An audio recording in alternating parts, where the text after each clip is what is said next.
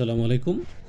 তো আমাদের ফেসবুক পেজে নতুন কিছু আপডেট চলে আসছে যেগুলো আমাদের জানা দরকার। ফেসবুক পেজ আর আমরা মনিটাইজেশন করব এবং ফেসবুক পেজের কিছু ইনসাইট আমাদের জানা দরকার। যেমন আমি ফেসবুক পেজের মধ্যে চলে আসলাম, এখানে প্রফেশনাল ড্যাশবোর্ড দেখতে পাচ্ছেন।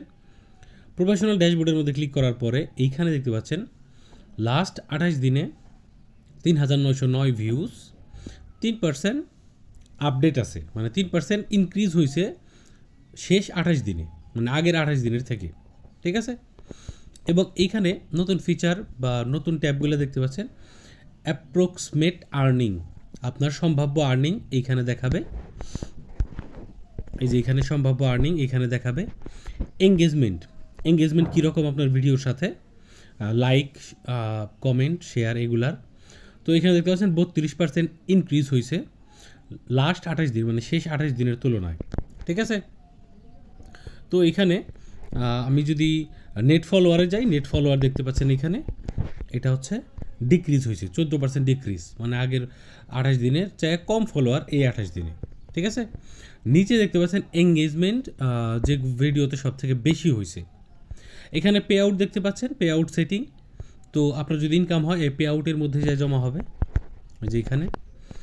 আর এইখানে স্টার্স দেখতে পাচ্ছেন, দেখেন এখানে 4টার মধ্যে 2টা ক্রাইটেরিয়া আমার করা আছে, 4টার মধ্যে 2টা। এখানে আমি স্টার্সের মধ্যে ক্লিক করলাম।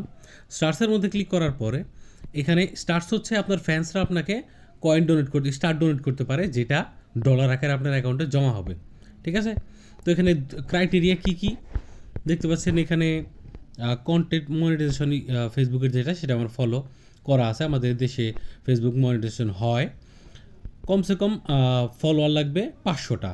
আমার পেজে যেটা নাই, 64টা আছে, সেটা হইলেই এটা ক্রাইটেরিয়া পূরণ হয়ে যাবে। এবং 30 দিনের জন্য 500 ফলোয়ার আপনার থাকতে হবে, তাহলে আমি স্টার্স পেয়ে যাব। ঠিক আছে, তারপরে এখানে অ্যাডস অন রিলসের মধ্যে যে অ্যাডস, সেটার জন্য আমার এখানে অ্যাপ্লিকেশন সাবমিট করা আছে। ফেসবুক নিজে থেকে ইনভাইট করবে, তারপরে এটা করা যাবে। বোনাসের ক্ষেত্রেও সেম, এখানে আমরা যদি বোনাসের মধ্যে ক্লিক করি, বোনাসের ক্ষেত্রেও সেম, আমার অ্যাপ্লিকেশন করা আছে এখানে, এবং ফেসবুক নিজে থেকে ইনভাইট করবে, তখনই এটা করা সম্ভব। ঠিক আছে, তারপরে এই যে এইখানে দেখতে পাচ্ছেন ইনভাইট পিপল হু রিচড, মানে যে আপনার ফেসবুক পেজের ভিডিওতে রিয়্যাক্ট করছে, লাইক কমেন্ট করছে, তাদেরকে আপনি, এবং আপনার পেজ লাইক করে নাই, শুধুমাত্র আপনাকে রিয়্যাক্ট করছে বা দেখছে আপনার ভিডিও, তাদেরকে আপনি ইনভাইট করতে পারেন আপনার পেজটা ফলো করার জন্য।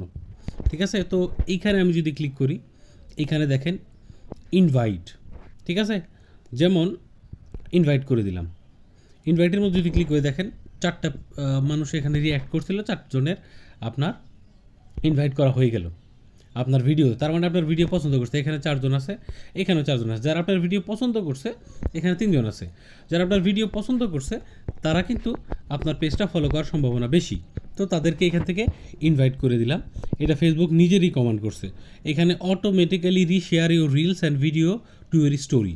এখানে আরেকটা মানে কথা বলে দিছে ফেসবুক, সেটা হচ্ছে আপনার অলওয়েজ শেয়ার, এটা অন করে দিতে পারেন, তাহলে always share reels two story.